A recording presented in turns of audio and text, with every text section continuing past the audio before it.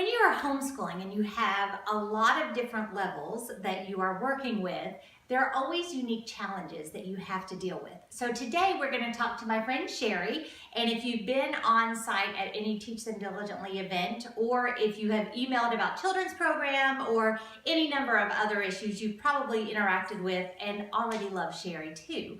But this is Shari Moffitt. And Shari has children that range from middle school all the way down to toddlers running around. And so what are some of the issues that you run into trying to manage where Lucas has higher level stuff to do and you also have the littles that don't have any academic per se stuff to do? Some of the things I do to manage at home is to give them, the littles, extra things to do, toys to play with or whatever. Lucas does a lot on his own. So a lot of times I can say, you work on this extra big, project, or go work on a different project, and then I will go to my little people and take care of my little people. As far as the littles, I actually have some things I'll show you. I have a whole little bin, and it just slides right into one of those cheap drawers at Walmart. And we've got little counters that I have in here, but they can play with these, and a lot of times these are only things that they will play with while we're doing school. So this is something they can play with while we're doing school. And they can. So you keep that exclusively for school time. So exclusively for them. It's a really good idea to have special stuff that is not accessible unless it's during school, so that your littles know this is my special school stuff. So that is a key point that will hopefully add excitement for your little ones when school is going on. Well, another thing that's fantastic is pipe cleaners. You can do a lot of things with pipe cleaners, and little people love pipe cleaners. So there are those kinds of things. I have other felt things, just things that they can play with and not make a huge mess, not be concerned about something breaking. So we have that. And then in my other little drawer, I have other kinds of games, more educational type things. These are shapes, and they can take the shapes and make other shapes out of them.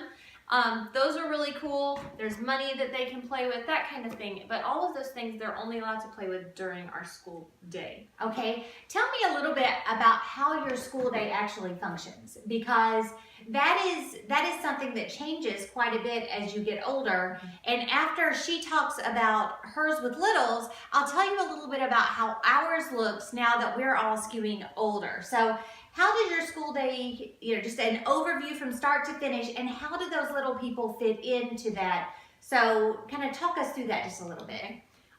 Generally, we start our school day with the 3 middle ones at the table. What grades are we talking? We're talking kindergarten, 2nd and 4th.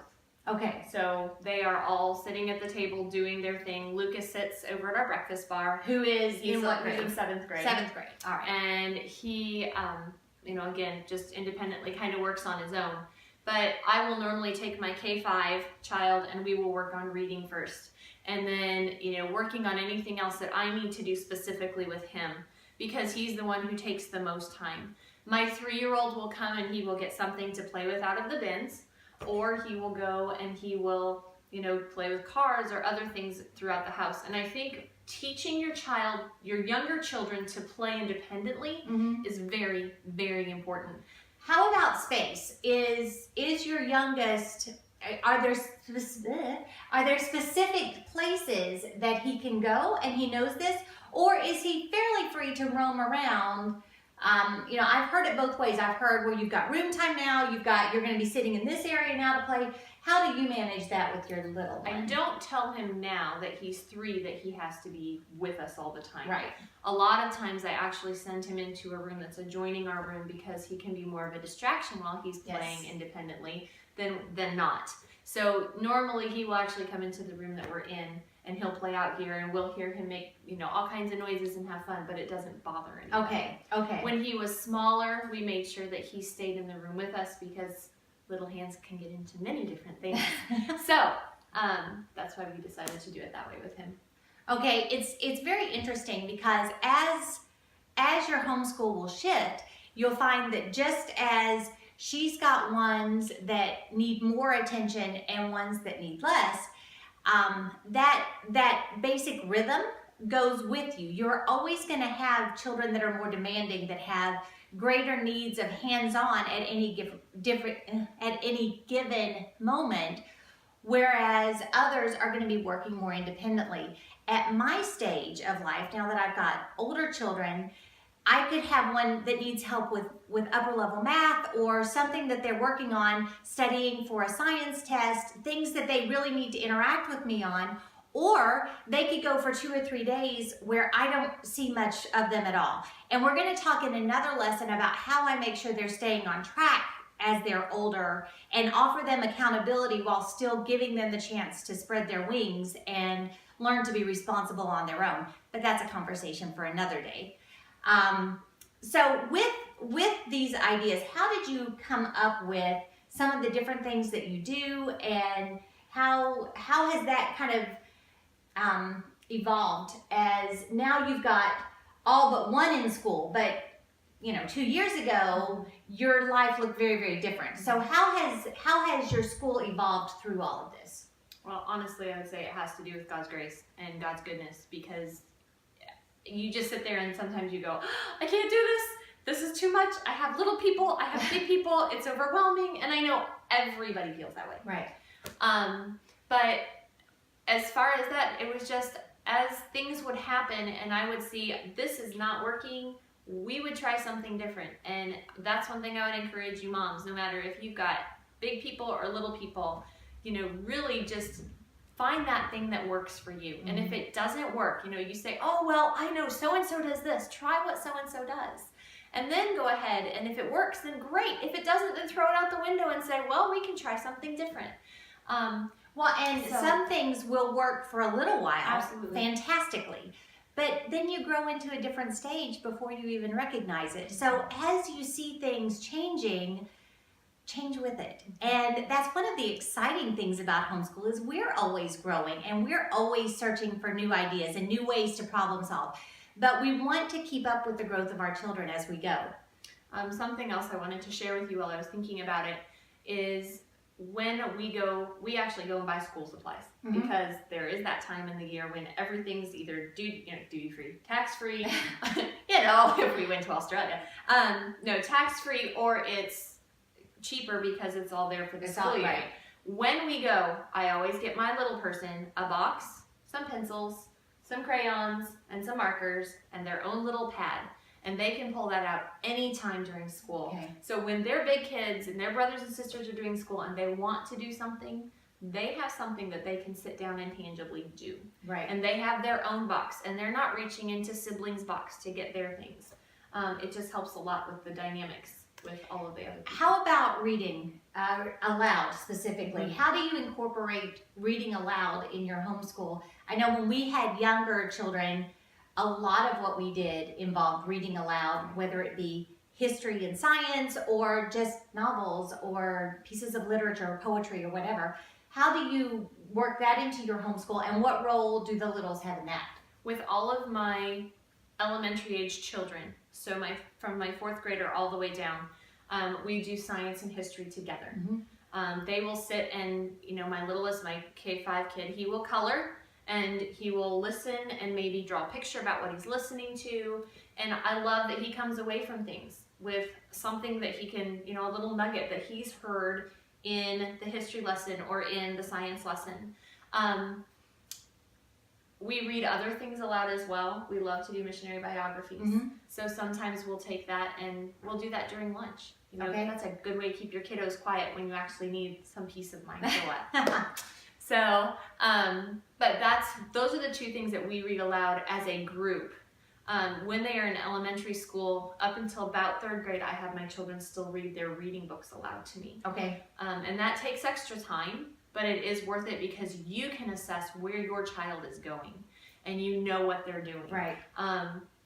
As they get older, you can assess it based on how are they answering the questions. Right. Are they comprehending their higher order thinking skills? Right. So how's their vocabulary growing? Exactly. All of those things are really good cues for how they're doing in that. Right. So those are the 2 big things that we read aloud, and then our family does Bible time together as a family. So we don't necessarily do a read aloud Bible time, but we do. But there is still a Bible time. Have that time together. Right. Right.